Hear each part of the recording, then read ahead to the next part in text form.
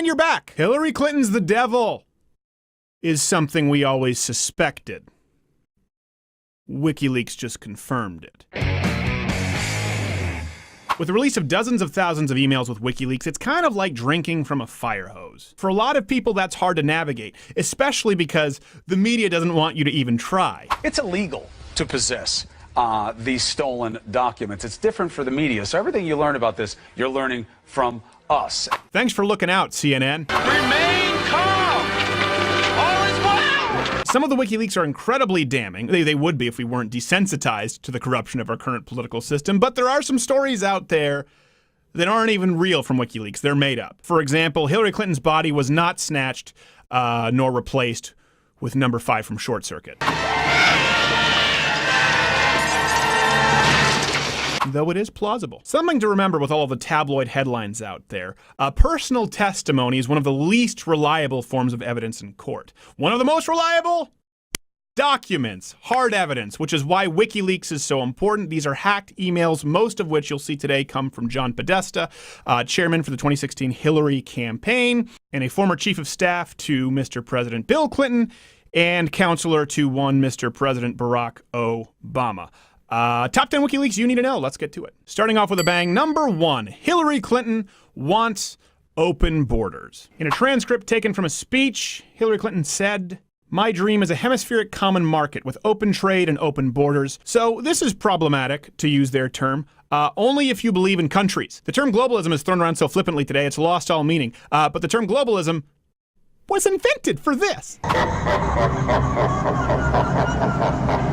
Number 2, admission that the Iran deal was absolutely horrible, as we said it was. Written from John Anzalone, this agreement condemns the next generation to cleaning up a nuclear war in the Persian Gulf. This is the greatest appeasement since Chamberlain gave Czechoslovakia to Hitler. To which one Mr. John Podesta replied, "Yup." He didn't even fight it. The entire DNC in the public eye. No. The Iran deal isn't what you think. Behind closed doors, it's exactly what you think. It sucks. Thanks, Satan. Number 3, for all you basement dwellers out there, the manipulation and or possible bribing of Bernie Sanders. Written to John Podesta. "We are going to need his voters to turn out in November for Hillary Rodham Clinton. He won't be nominated. I am doing the opposite, repeatedly writing friendly and positive pieces about Bernie as a Hillary supporter, and when the time is right, I will have money in the bank with him and his people as a liberal to urge them to come out in force to vote for Hillary Rodham Clinton." We get it. Bernie Sanders got a raw deal from the DNC, but he was above it all. Except he's got 3 houses to pay for. Dollar bills, y'all. Money, money, money. Number 4, Democrats created fake sexist Trump ads. Are you smelling desperation yet? Some of the job requirements designed to look as an ad to work for Trump were as follows. No gaining weight on the job, must be open to public humiliation, a willingness to evaluate other women's hotness, proficient in lying about age if the boss thinks you're too old. Firstly, I don't have too many gripes with those, but we know that a lot of women would, and that's the point. Slander and impersonation coming directly from the horse's mouth. Don't call them horses, that's also sexist, but some of them look like horses. Believe me when I tell you, I have heard the news. Number 5, which is particularly timely because right now the current Democratic Party is being accused of committing voter fraud, which they deny. Which is interesting because Hillary Clinton and her campaign vehemently accused Barack Obama of committing voter fraud in Colorado. I met with Jim and Mike in Denver. They are both old friends of the Clintons and have lots of experience. Mike hosted our Boulder Roadshow event. They are reliving the '08 caucuses where they believe the Obama forces flooded the caucuses with ineligible voters. They want to organize lawyers for caucus protection, election protection, and to raise hard cash symbol. One thing you'll find remarkably consistent is the typos and emojis in these emails. At worst, it's slightly grating, but worth noting. Again, publicly, Democrats deny that they commit voter fraud behind closed doors when there's the infighting and they know that we're not watching. They know, of course, that voter fraud is being committed, but shh, don't tell CNN, they'll do the math for you. Welcome to hell. Number 6, you know how we always talk about how the left refuses to say Islamic terrorism, and it almost seems like they have their fingers crossed, hoping that every next mass shooter or terrorist is white, and they say no. Well, it turns out they do. As written in a private email from, again, Podesta, better if a guy named Saeed Farouk was reporting that a guy named Christopher Hayes was the shooter. Yes, clearly that would have been better for your campaign. Not so much America. And that's the overarching theme here. What's good for Hillary? Not so much good for America. What's good for the goose is good for the gander. They just kill all the geese. Number 7 and 8 are kind of joined. We could probably have another 20, 30, 40, 5,000 of these examples of the Democratic Party and media collusion. But, of course, we wouldn't have time for that list, so the two that stand out to me most are CNN's Donna Brazile gave the Clintons a heads up regarding a Bernie tweet storm. How do I know? Well, because Podesta wrote, "Thanks for the heads up on this, Donna." Call it a detective's intuition. And yet again, more proof that Bernie got a raw deal. Not a huge Bernie fan, but boy did he get screwed on this. You belong with me!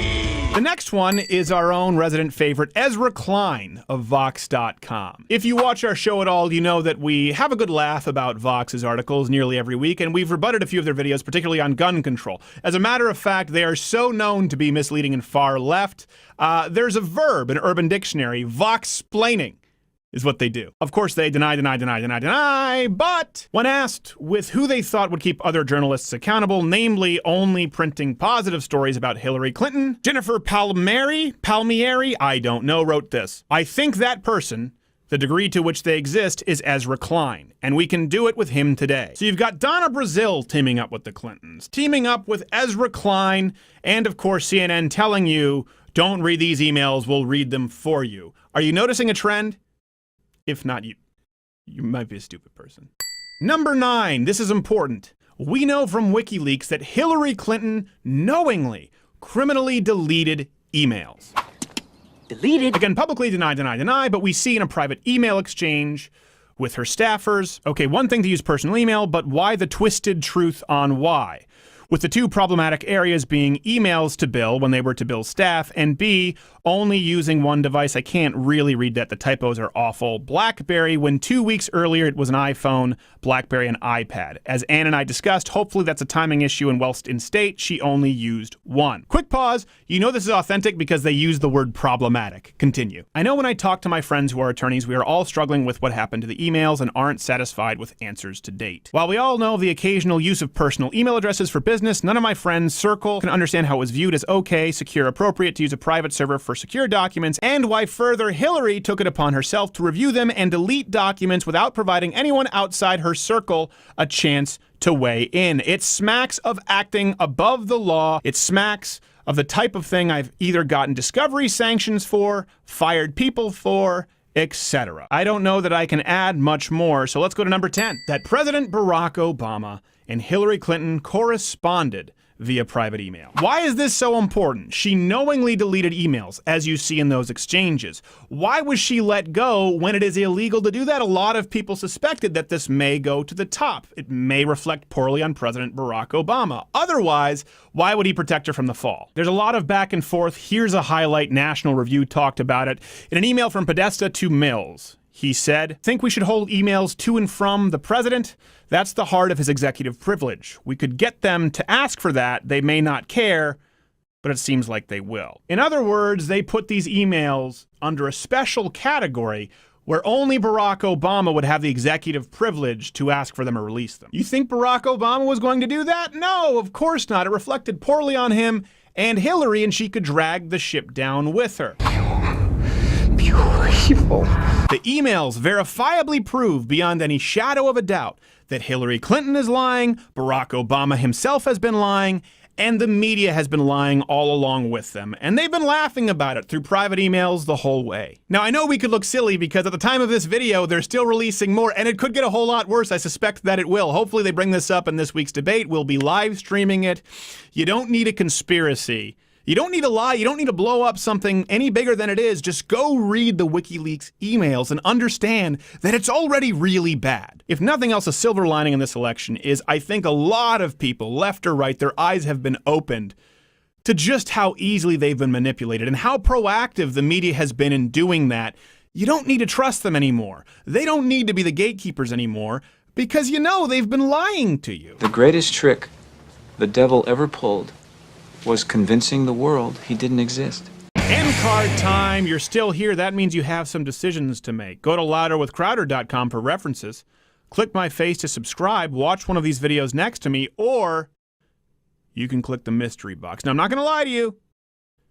Mystery box land can get weird. And by weird, I mean the kind of weird you don't come back from, or sometimes it can be wonderful. But a lot of the times it's weird.